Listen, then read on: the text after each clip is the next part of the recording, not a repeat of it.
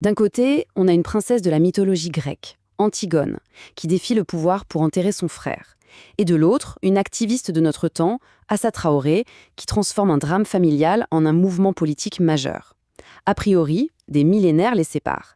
Et pourtant, qu'est-ce qui peut bien relier ces deux femmes? C'est la question qu'on va explorer.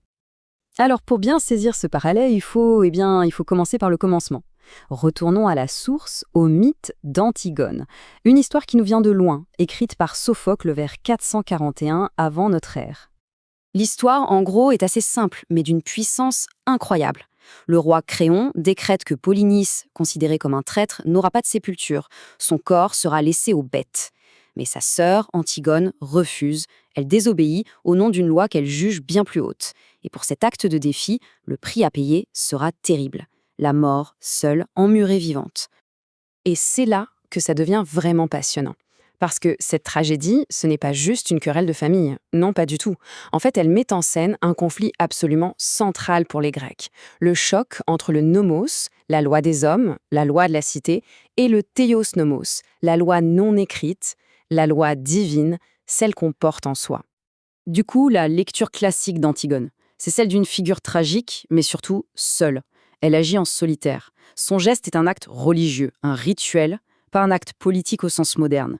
Sa loyauté, elle va à sa famille, à son sang, pas à une cause. Et au final, son défi mène à quoi? À une impasse? Pas une révolution, juste une fin tragique. Ok, mais est-ce que c'est vraiment aussi simple? Est-ce qu'on doit voir Antigone comme une simple héroïne morale? Ou est-ce qu'elle ne serait pas plutôt le symptôme de quelque chose de plus profond, le symptôme d'un système qui, fondamentalement, ne fonctionne pas pour elle? C'est là que tout bascule. Et pour ce basculement, il faut se tourner vers les années 80 et une philosophe majeure, Luce Irigaray. Elle va proposer une relecture complètement radicale du mythe. Avec elle, on sort de la politique classique pour entrer dans une analyse qui est à la fois psychanalytique, philosophique et culturelle. Antigone devient un symptôme. Voilà sa thèse, en une phrase choc. Antigone est la preuve, vivante puis morte, qu'une femme ne peut pas parler au nom de la loi sans mourir. Ce que ça veut dire, c'est que sa mort n'est pas juste une punition pour un acte. C'est la conséquence logique inévitable d'un système. Un système patriarcal où une femme qui prend la parole pour énoncer la loi, eh bien, ce système ne peut que la faire taire, définitivement. Son raisonnement, on peut le voir en 3 temps. D'abord, Antigone est le symptôme parfait de l'impossibilité d'exister en tant que femme sujet dans un monde dont les règles ont été écrites par et pour les hommes. Ensuite, son geste pour Irigaray représente une autre logique, une éthique du féminin fondée sur le lien, le soin, la relation à l'autre, qui s'oppose à la loi froide et abstraite de la cité.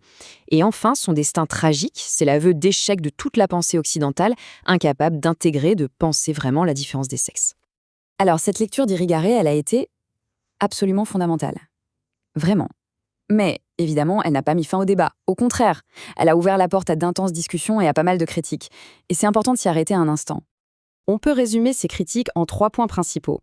Le premier gros reproche vient de penseuses comme Judith Butler.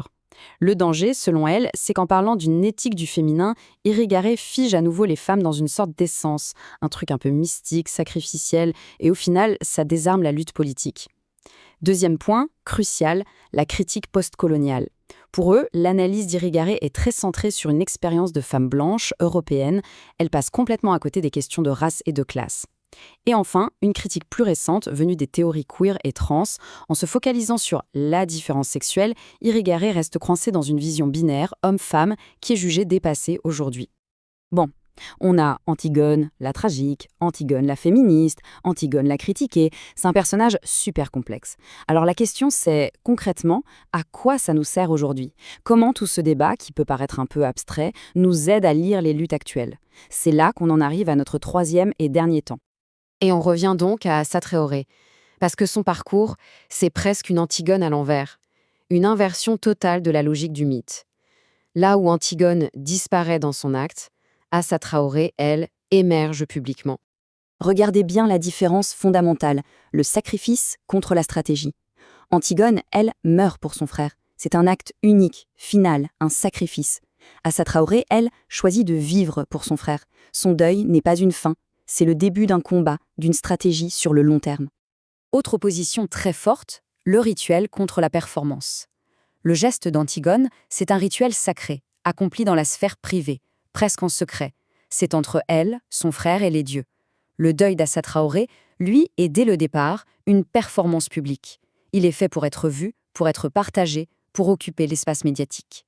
Il est politique. Et ça nous amène à la distinction peut-être la plus cruciale pour notre époque. L'acte pur contre la marque. L'acte d'Antigone est absolu, il ne se négocie pas, il n'a pas de stratégie de communication.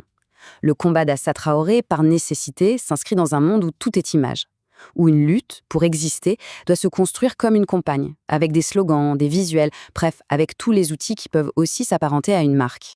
Et c'est précisément là que se niche le grand dilemme de l'activisme aujourd'hui. Parce que cette visibilité qui est indispensable pour se faire entendre, eh bien elle a un prix très élevé qui expose à des risques d'un tout autre ordre que ceux que connaissait Antigone. Pour penser ce risque, il y a un concept qui est utile, celui de capitalisme émotionnel. C'est quoi ça? C'est l'idée que dans notre société, la logique économique a fini par s'infiltrer partout, y compris dans nos émotions. Le deuil, la colère, l'identité, tout ça peut être transformé en ressources, en capital, en produits commercialisables. Très concrètement, qu'est-ce que ça veut dire?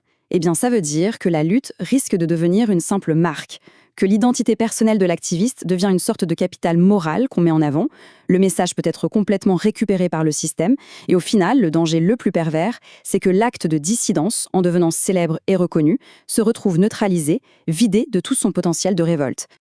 On voit bien à travers tout ce parcours qu'on arrive à une tension fondamentale. Une tension qui nous force à nous demander, mais au fond, ça veut dire quoi résister aujourd'hui à l'ère numérique? Et tout ça peut se résumer en un seul grand paradoxe. Le drame d'Antigone, c'était d'être mise au banc, exclue du système, réduit au silence. Le drame qui guette l'activiste moderne, c'est peut-être l'exact inverse. Être totalement intégré, digéré, consumé par ce même système, au point que la contestation elle-même devienne inoffensive. Et c'est la question finale, une question qui reste complètement ouverte. Qu'est-ce qu'il reste de la dissidence, de la révolte, quand pour exister, elle est obligée d'emprunter les codes du pouvoir, le langage du marketing, de la communication, de l'image? En somme, que se passe-t-il quand on combat le système avec ses propres armes? C'est sans doute une des énigmes les plus profondes de notre époque.